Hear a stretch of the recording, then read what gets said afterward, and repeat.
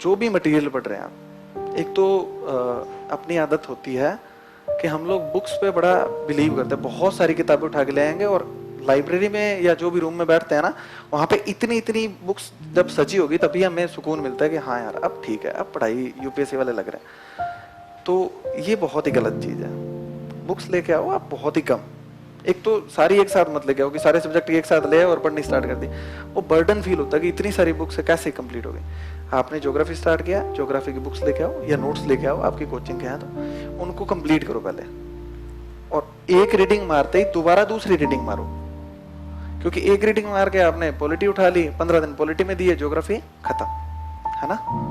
तो एक रीडिंग मार के दोबारा उसकी रीडिंग मारो, और उसमें दूसरी बार जब रीडिंग मारोगे तो उसमें कुछ निशान लगा लो कि ये टॉपिक्स हैं जो मेरे लिए बिल्कुल नए हैं, तो उन पे क्या है कि आपको फोकस करना है। उसके वो टॉपिक हैं जो आपको बिल्कुल भी नहीं आ रहे, उनके आप नोट्स बना सकते हो, क्योंकि जो आता है उसके नोट्स बनाना सही नहीं है, क्योंकि वो तो आपको आ ही रहा है, उस पर आप दोबारा लिख रहे हो, टाइम वेस्ट कर रहे हो, है ना। हमारा टारगेट ये नहीं है कि हमें सारी किताबें कंप्लीट करनी है, हमारा टारगेट ये है कि हमें जितना पढ़ना है ना उसको अच्छे से पढ़ना है। प्रीलिम्स में 100 क्वेश्चन किसी को नहीं आते, है ना। सारे लोगों को 40 से 45 क्वेश्चन, जिसका जो सेलेक्ट होता है 40 से 45 क्वेश्चन उसको आ रहे होंगे, बाकी क्वेश्चन करता है इंट्यूशन से कि कितना पढ़ा हुआ, कभी दिमाग में आ गया हाँ यार ये तो ये हो सकता है। इस बेस पे जिनको अपन तुक्का कहते हैं, तुक्का नहीं, वो एक्चुअल में इंट्यूशन होता है कि हम चीज़ों को कितना रिटेन कर सकते हैं, अपन ने कितना डेप्थ में पढ़ा है, कितनी अपने एनालिसिस स्किल है।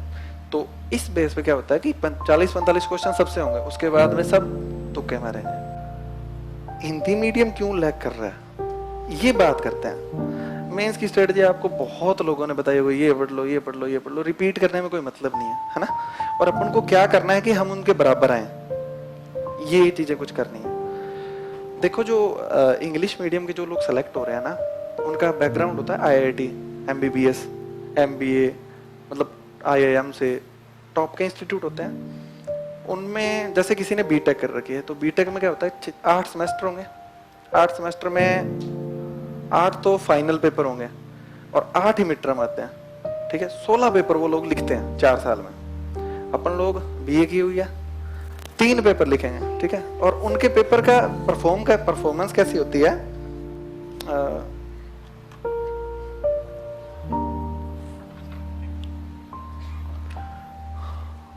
जैसे वहां पे पहले तो 1-1 नंबर के क्वेश्चन आएंगे, ठीक है, फिर 2-2 नंबर के क्वेश्चन आएंगे, फिर 5-5 नंबर के क्वेश्चन आएंगे, और फिर बड़े क्वेश्चन आएंगे, ठीक है। उसके अलावा फिल इन द ब्लैंक्स भी आते हैं उनके। इस तरीके का उनका फॉर्मेट होता है। और बीए में जो मेरी यूनिवर्सिटी थी, वहां पे 5 क्वेश्चन आते थे, पूरे 5, है ना। और एक क्वेश्चन होता था 20 नंबर का। और फर्स्ट ईयर में जब मैं पेपर देने गया तो मैंने कहा स्मार्ट वर्क करते हैं, अपन को पॉइंट टू पॉइंट लिखना है। तो 36 पेज होते हैं एक कॉपी में, तो मैंने क्या किया 15 पेज में पूरा पेपर कर दिया, पॉइंट पॉइंट लिखे अच्छे से, सुंदर सुंदर बढ़िया, मतलब फ्लो चार्ट भी बनाए, सारणी भी बनाई, और मार्क्स आए थे 50% फर्स्ट ईयर में।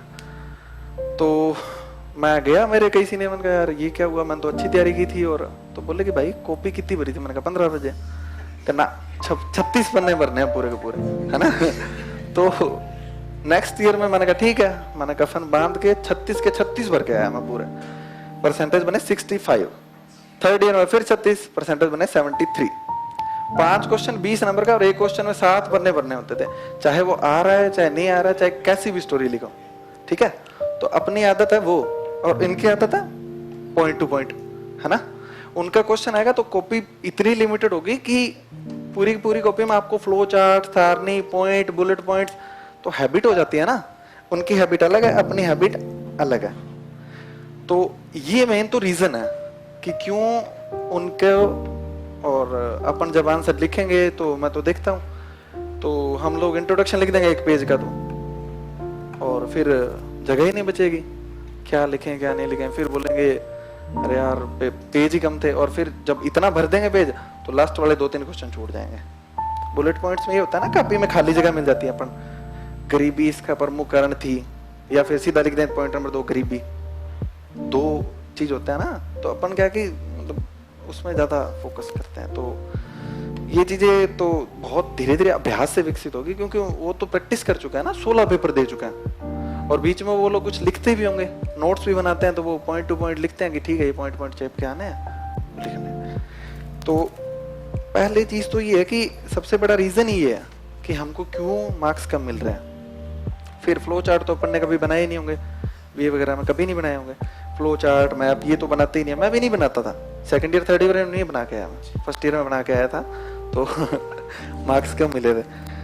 तो ये दिक्कत है। तीसरा दिक्कत है कि हमें इंग्लिश थोड़ी कम आती है ना।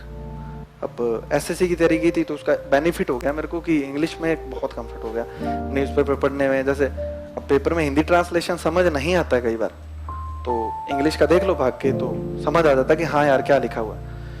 तो एक काम हमें करना है कि इंग्लिश को थोड़ा सा इम्प्रूव तो करना पड़ेगा। जो पूर्वाग्रह बोलते हैं ना, इंग्लिश तो नहीं पढ़ेंगे, हिंदी मीडियम है अपना तो ना, इंग्लिश नहीं पढ़ेंगे, तो ये काम नहीं करना। थोड़ा सा उसके लिए जगह दो यार, वो भाषा है, इंटरनेशनल लैंग्वेज है, उसकी रिस्पेक्ट करो। मतलब ठीक है, उसको हमें ये नहीं है कि हम इंग्लिश में पारंगत हो जाएं, पर इतना हो कि हमें समझ आ जाए इंग्लिश। तो उसके लिए क्या करना है कि यूट्यूब पे कुछ लेक्चर वेक्चर हैं, तो थोड़ा सा क्या, और कुछ वर्ड मीनिंग, जैसे हिंदू से कुछ लिख लिए, कोई न्यूज़पेपर से लिख लिए वर्ड मीनिंग, उनको यूज किया करो थोड़ा बहुत। भाई हाँ ये वर्ड मीनिंग इसका था, ऐसे लाइन आई थी, वो लाइन ही लिख लिया करो। 15-20 मिनट अगर आप दिन में दे दोगे ना इंग्लिश को, 15-20 मिनट ही, रोज नहीं, एक दिन छोड़ के एक दिन भी, तो थोड़ा कंफर्टनेस है ना, वो बहुत जरूरी है। और अब पूर्वाग्रह बना के बैठ जाएंगे तो यूपीएससी तो अपने लिए चेंज नहीं करेगी, वो तो अनुवाद वैसे ही कंप्यूटराइज्ड होंगे, कितना मर्जी आंदोलन कर लें अपन। भाई बहुत बड़े बड़े आंदोलन हो गए ना, अभी तो सॉल्व तो नहीं हुई हिंदी मीडियम की समस्या। तो भाई सीधी सी बात है, जो लोग इंग्लिश सीखते हैं, कई लोग 20-20 लैंग्वेज भी जानते हैं, वो भी तो इंसान होते हैं ना। तो हमें तो एक थोड़ी सी सीखनी है और पूरी तो बोलनी ही नहीं है अपन को सिर्फ पढ़ना है कि हाँ इंग्लिश में इसका मतलब ये होता है। और जो पेपर लिखे हुए आते हैं उसमें इतना हार्ड इंग्लिश नहीं होती है, आप कभी पढ़ के देखना। जैसे प्रीलिम्स का पेपर था इस बार, दिया था किसी ने, साइंस ट्रैक के क्वेश्चन देखे थे, उसमें कैसे थे हिंदी में, से नहीं समझ आया ना, यही होता है, बहुत हार्ड मतलब अनुवाद काफी। तो अब इंग्लिश मेरी ठीक थी तो इंग्लिश वाले पोर्शन में से देख लिया, पर जब नहीं आएगी तो फिर क्या करेंगे।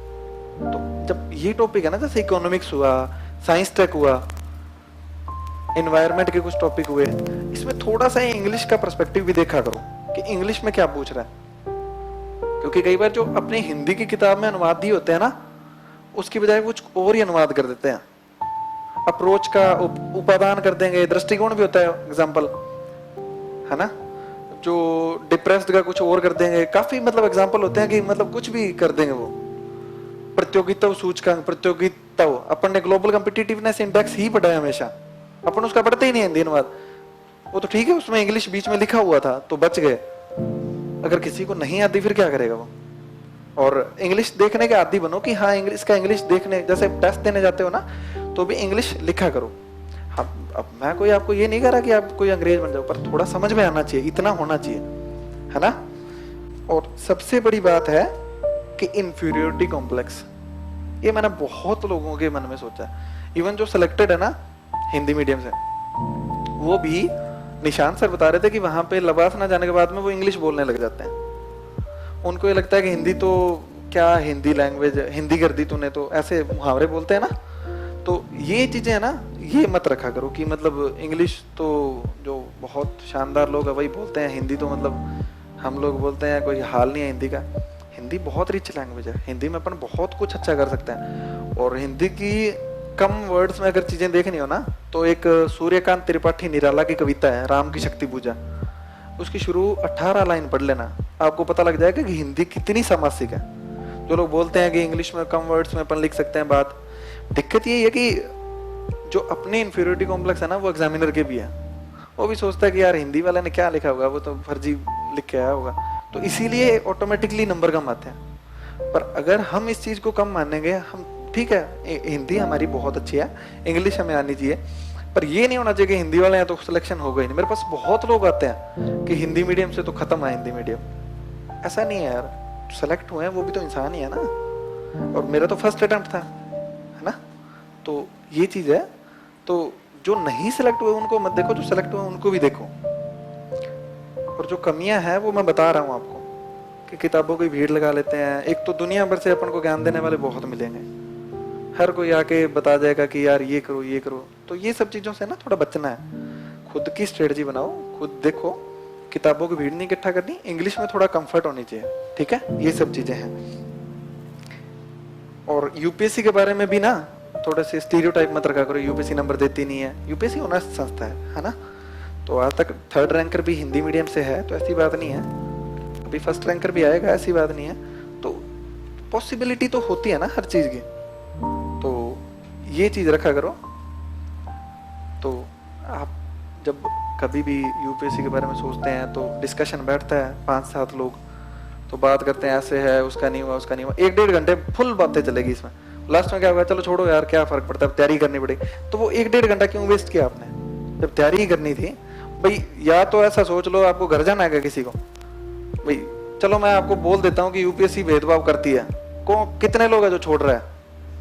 तैयारी तो करोगे ना, कर रहे हो ना, क्लास में आओगे ना, तो फिर क्यों सोच रहे हो। करती है तो भी क्या दिक्कत है, नहीं करती है तो भी क्या दिक्कत है, हमें तो मेहनत करनी है ना। और सिलेक्ट हो रहे हैं ना लोग, या तो ऐसा हो कि एक भी बंदा नहीं हो सिलेक्ट, तो फिर अपन बात करें। एक भी हो रहा है तो अपने लिए चांस है, इतनी पॉजिटिविटी तो रखो यार। तो ये 4-5 चीजें हैं आपको करनी है, करनी ही है, करनी ही पड़ेगी, क्योंकि सेलेक्ट होना है तो इतना तो झेलना ही पड़ेगा।